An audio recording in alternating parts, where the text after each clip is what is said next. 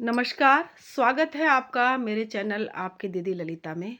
तो आज मैं आपको बताऊँगी कि आप सबको विदित ही है, सबको पता ही है कि 22 जनवरी का दिन हम सब लोगों के लिए कितना हर्ष और उल्लास का दिन है। हमारे भगवान हमारे घर आ रहे हैं।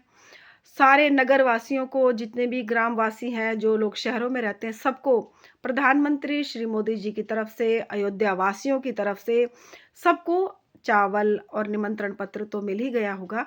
और जिन्हें नहीं मिल पाया वो अपने मन में ये ना सोचे कि हमें नहीं मिला और मायूस ना हो, क्योंकि हम सबको अगर परिवार में एक को भी मिल गया या जिसे नहीं भी मिला तो सोच लीजिए कि भगवान तो हमारे घर में भी आएंगे। जैसे शबरी के राम, भगवान माँ शबरी अपने बेरों के बेर चक चक कर रखती थी, इसी तरह से हम हर हिंदूवासी को, हमारे हम सनातनियों को अपने भगवान श्री राम के लिए आगमन की तैयारी में जुट जाना है, लग जाना है। हमें किस तरह से तैयारी करनी है ये मैं आपको बताती हूँ। आप अपने घर के मुख्य कोने में ले लीजिए, ईशान कोण में एक चौकी लगाइए। चौकी पर पीला या लाल रंग का कपड़ा रखिए। उसके ऊपर आप फूलों का पहले फूल दे लगा दीजिए। उसके बाद श्री राम के जो दरबार की मूर्ति है, फोटो है, विग्रह है, आप उसको रखिए। भगवान के सीधे हाथ की तरफ आप कलश की स्थापना कीजिए और अपने सीधे हाथ की तरफ आप ज्योति रखिए, नीचे चावल या फूल रखकर। उसके बाद आप भगवान के लिए भोग बनाइए। भोग प्रसाद में आप जैसे फल हैं, मेवे हैं, मिष्ठान है, आप ये लगाइए, ये बनाइए अपने हाथ से। यदि तिल गुड़ के लड्डू बना सकते हैं तो ये बहुत ही अच्छा होगा। और फिर भगवान को एक पीले रंग की जैसे चुनरी सी या चादर सी जो होती है वो उड़ाइए। उसके बाद आप दीप प्रज्वलित करिए। उससे पहले आप गणेश गौरी का पूजन अवश्य करें, क्योंकि वो विघ्नहर्ता हैं। उसके बाद में गणेश जी को भी एक लड्डू और माँ गौरी को भी लड्डू चढ़ाएं। फिर जब आप भगवान को भोग लगाएंगे, भगवान के प्रत्येक भोग में आप जल में भी एक तुलसी का पत्ता अवश्य डालें। उसके बाद में आप फिर ज्योति प्रज्वलित करेंगे।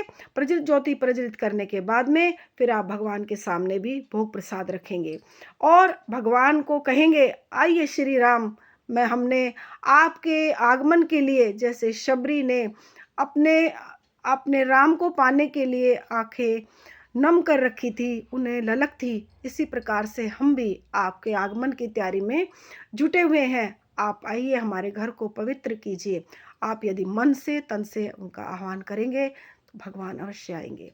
फिर आप पांच पंच प्रदीप जो हम जलाते हैं उससे भगवान श्री राम की आरती कीजिए। उसके बाद में अगर रामायण आप लगा सकते हैं, जैसे एक दिन पहले रामचरितमानस यदि पढ़ते हैं तो बहुत अच्छी बात है। नहीं तो भगवान राम की आरती आप अवश्य गाएं। राम लला की जो आरती है, प्रगट भये दीन दयाला, ये वाली आरती आप गाएंगे तो बहुत अच्छा है। शाम के समय 5 दिए तो आप अवश्य ही लगाएं। आप अपने घर के मुख्य द्वार पे रखें, तुलसी जी पर रखें। जैसे 2 दिए मुख्य द्वार पे रख दिए, तुलसी जी में रख दिया 1 दिया, 2 दिए आप अपने जैसे मंदिर के दोनों कोनों में रख दीजिए। उसके बाद में आप भगवान का आह्वान जब आप करेंगे तो मतलब हर्षोल्लास से इस त्योहार को मनाइए। इतिहास बना दीजिए कि हमारे भगवान हमारे समक्ष आ रहे हैं। इस तरह से भाव कीजिए और अपने मन की कामना भी बोलिए, हे राम, आप सदैव हमारे हृदय में विराजित रहें, हमारे घर में रहें, हमारी जो भी मनोकामना है आप उसे पूर्ण कीजिए और हमारे इस देश को सदैव एक एकता का, हमारे इस देश को एक रहे हमारा ये देश। हिंदू मुस्लिम हम सिख ईसाई सारे मिलजुल कर रहे। जो भी ये विवाद चल रहा है ये विवाद ना हो, हम सब एक रहें। जैसे राम राज्य था, आप आ गए हैं तो अब राम राज्य भी अवश्य ही आ जाएगा। इस तरह से आप कामना करें और भगवान राम की जय जयकार लगाते हुए इस त्योहार को आप अवश्य मनाएं। तो आज के लिए इतना ही। आप ये ज़रूर कीजिए और आप जैसे दिवाली पर हम सब को प्रसाद वगैरह देते हैं, सारे आस-पास अपने प्रसाद भी दें, मंदिर में भी अवश्य दिया लगा कर आएँ और भगवान राम का आह्वान करें। तो आज के लिए इतना ही।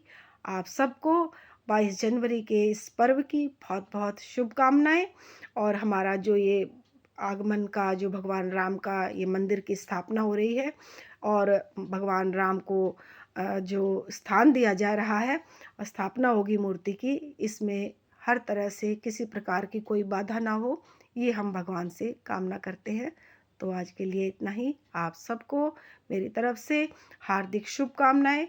जय श्री राम, जय माता की।